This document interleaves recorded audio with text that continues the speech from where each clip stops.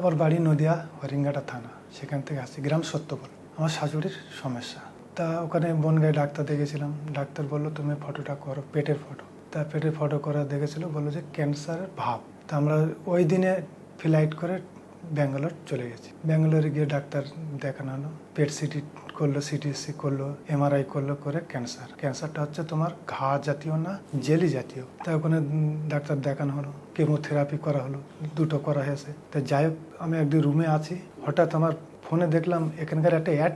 ফোনটা নিয়ে আমি সঙ্গে সঙ্গে শ্বশুরকে জানিয়ে আমি কল দেবের পরিচিত হয়ে যায়। তা আসো, ঠিক আছে, আমাদের বাড়ি অমুক জায়গায়, ওখান থেকে কোথায়, কলকাতায় কোন জায়গায়, এসব জেনে শুনে অ্যাড্রেস নিয়ে আমরা ওখান থেকে তুরন্ত বাড়ি চলে আসি। তার এক সপ্তাহ পরে একটু শাশুড়িকে কিমো দিয়ে আসলে একটু রেস্টের পরে এখানে এনেছিলাম। এখানে আনার পরে ডাক্তার দেখে সব বললো যে এই প্যাকেজ 45 দিন করে প্যাকেজ।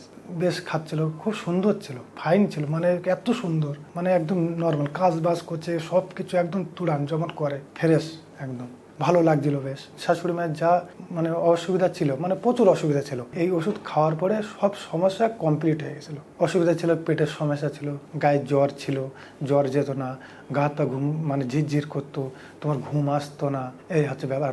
পটি করতো, কালসে পটি হতো, পটির দাঁড়দের রক্ত আসতো, প্রস্রাবের একটু ইনফেকশন জ্বালা টালা এসব করতো। ওইসবের এখানকার ওষুধ খেয়ে মোটামুটি যে কটা ডোজ খাওয়া যায় একদম কনফার্ম, এত সুন্দর, নিজের মতো একদম নিজে ফ্রেশ, একদম ওকে হয়ে গেছিলো।